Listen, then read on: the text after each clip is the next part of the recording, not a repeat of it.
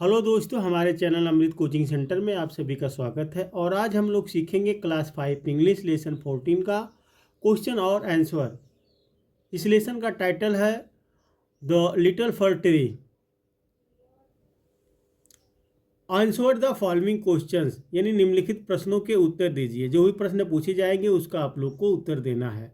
तो पहला क्वेश्चन पूछा गया है, who granted for wishes to the fir tree and Y.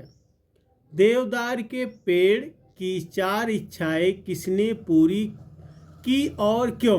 देखिए, पहला क्वेश्चन पूछा गया है कि देवदार की जो 4 इच्छाएं थी वह 4 इच्छाएं अपनी पूरी करवाता है, तो किसने की। तो आंसर है the magician granted the fir tree for wishes for shelter. जादूगर ने देवदार के पेड़ को आश्रय के लिए 4 इच्छाएं प्रदान की। तो एक जादूगर आता है जो 4 इच्छाएं देवदार के पेड़ की पूरी करता है। अगला क्वेश्चन है, why did no bird make its nests in the fir tree.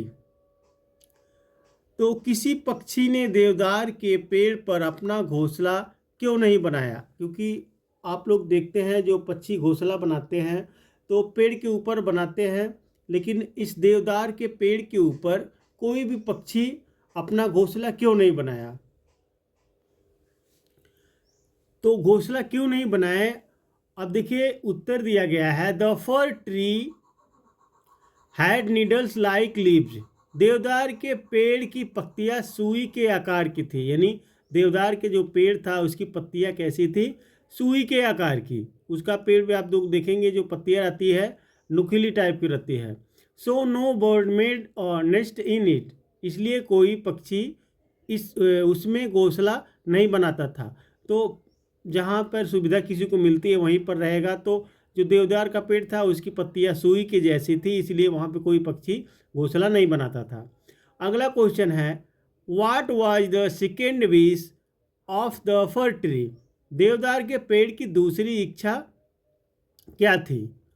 Answer है the second wish of the fir tree was for gold leaves. देवदार के पेड़ की दूसरी इच्छा सोने की पत्तियों की थी। अब जो देवदार का पेड़ था उसकी दूसरी इच्छा सोने की पत्तियां, यानी वह अपनी इच्छा प्रकट करता है जादूगर के सामने कि भाई मेरी पत्तियां जो है वह सोने की होनी चाहिए। अब आगे क्वेश्चन पूछा गया है, why did the fir tree want to have glass leaves. देवदार के पेड़ को कांच की पत्तियां क्यों चाहिए थी।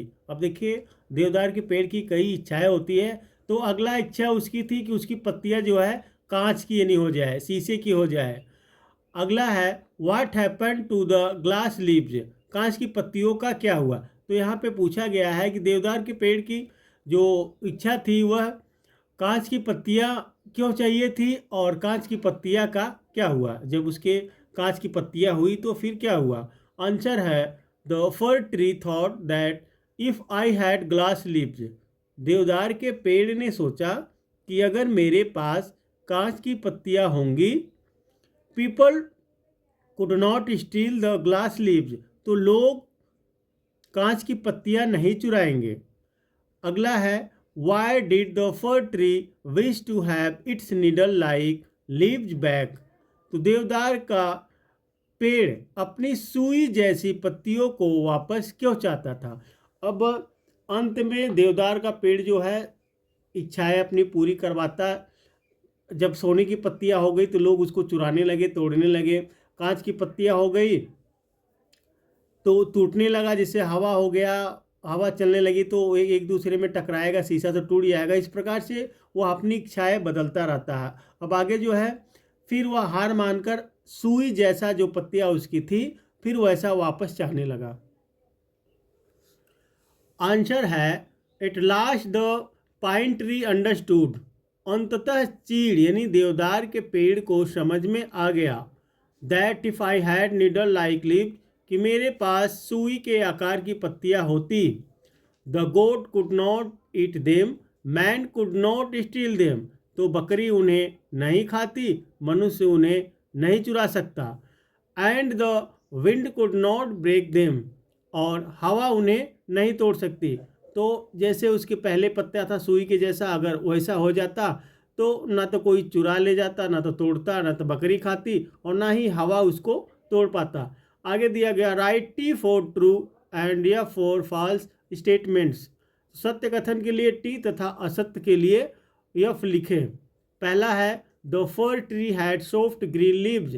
देवदार के पेड़ की पत्तियां मुलायम हरी थी। तो यहाँ पे यफ लगा हुआ है, यानी यह गलत है क्योंकि उसकी पत्तियां सुई जैसी थी। The wind broke all the glass leaves. हवा ने, यानी हवा से कांच के सारे पत्ते टूट गए। तो यहाँ पे टी है यानी ट्रू, यानी सत्य है, क्योंकि शीशे के पत्ते की जब मांग की थी तो हवा सारे पत्ते तोड़ दिए थे। The fir tree did not gate it's needle like leaves back. तो यहाँ पे गलत है क्योंकि वह अपनी पत्तियाँ जो है वापस मांग लेता है। देवदार के पेड़ को उसकी सुई नुमा पत्तियाँ वापस नहीं मिली, तो यह गलत है क्योंकि उसको वापस मिल जाती है। We should be happy with what we have. हमारे पास जो है हमें उसी में खुश रहना चाहिए, यह सत्य है क्योंकि हमारे पास जो भी रहे उसी में हमें खुश रहना चाहिए। अब आगे दिया गया वर्ड पावर यानी शब्द शक्तियाँ। Fill in the blanks with the words given in the box. Box में दिए गए शब्दों से रिक्त स्थान भरे। यहाँ पे शेल्टर है यानी आश्रय, ग्रांट अनुदान, स्टील चोरी, हैवली भारी, अलोंग साथ। तो इस प्रकार से जो भी वर्ड दिए गए हैं आपके बुक में दिया गया, वहाँ पे आपको भरना है खाली स्थान पे। The building was heavily damaged by the fire. यहाँ पे हैवली भरा गया है, आग से इमारत को भारी नुकसान पहुँचा। इस तरीके से आप लोग जो आप लोग के बुक में दिया गया है उसको आप लोग भर सकते हैं। I took shelter under my friend's umbrella. मैंने अपने मित्र की छतरी के नीचे शरण ली। तो यहाँ पे शेल्टर, शेल्टर का मतलब होता है आश्रय। Kindly grant me leaves for 2 days। कृपया मुझे 2 दिन की छुट्टी प्रदान करें।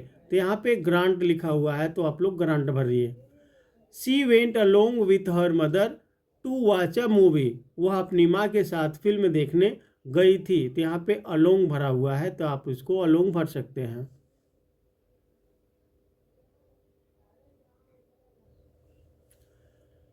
It is a bad habit to steal others thing. दूसरों की चीज़ें चुराना बुरी आदत है। तो यहाँ पे स्टील लिखा हुआ, आप स्टील को भर सकते हैं क्योंकि चोरी करना एक अपराध है। अब यहाँ पे दिया गया है, rearrange the letters to make meaningful words. अर्धपूर्ण शब्द बनाने के लिए, यानी जो अर्ध है अर्धपूर्ण, यानी इसको पूरा बनाने के लिए अक्षरों को पुनः व्यवस्थित करें। तो यहाँ पे देखिए दिया गया है ये, इसका कोई मतलब नहीं है। तो यहाँ पे नीडल आ गया, इसको सही करेंगे तो हम लोग नीडल आ गया क्योंकि इसी में देखिए इतने वर्ड से बना हुआ है। यहाँ पे देखिए कोई मतलब नहीं निकला तो यहाँ पे गोल्ड हो गया। यहाँ पे देखिए यहाँ पे ग्लास हमने बना दिया। यहाँ पे देखिए यहाँ पे ग्रीन। तो इस तरीके से आप लोग इसको रीअरेंज यानी पुनः व्यवस्थित दोबारा लिखकर इसको सही कर सकते हैं। आगे दिया गया language practice.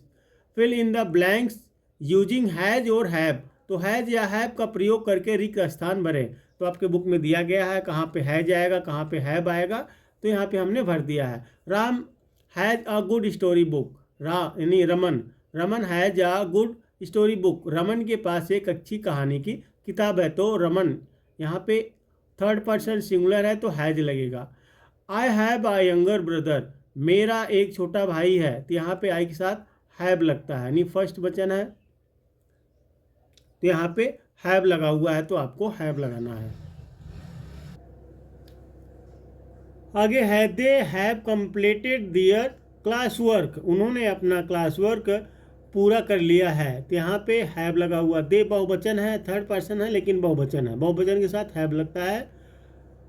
We have a get together. हम एक साथ मिल रहे हैं। तो यहाँ पे वी के साथ हैव लगा हुआ है, ए भी फर्स्ट पर्सन है।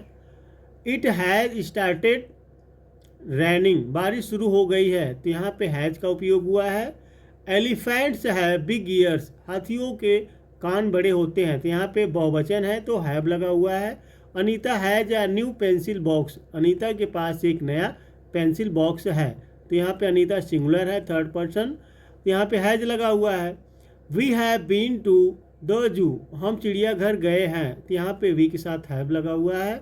और जिराफ हैज और लॉन्ग नेक, जिराफ की गर्दन लंबी है, तो यहाँ पे हैज लगा हुआ है।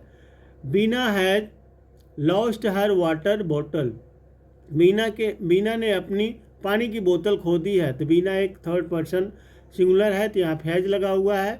व्हाट हैव दे डन, उन्होंने क्या किया, तो यहाँ पे दे लगा हुआ नहीं, बहुवचन है, थर्ड पर्सन लेकिन बहुवचन है, तो यहाँ पे हैव लगा। तो उम्मीद करते हैं इस लेसन का प्रश्न और उत्तर आप लोग को आसान तरीके से समझ में आया होगा। इसी प्रकार से बने रहिए, पढ़ते रहिए और आगे बढ़ते रहिए और अपने दोस्तों तक शेयर करना ना भूलें। फिर मिलेंगे एक नए वीडियो के साथ, एक नए लेसन के साथ और एक नई जानकारी के साथ।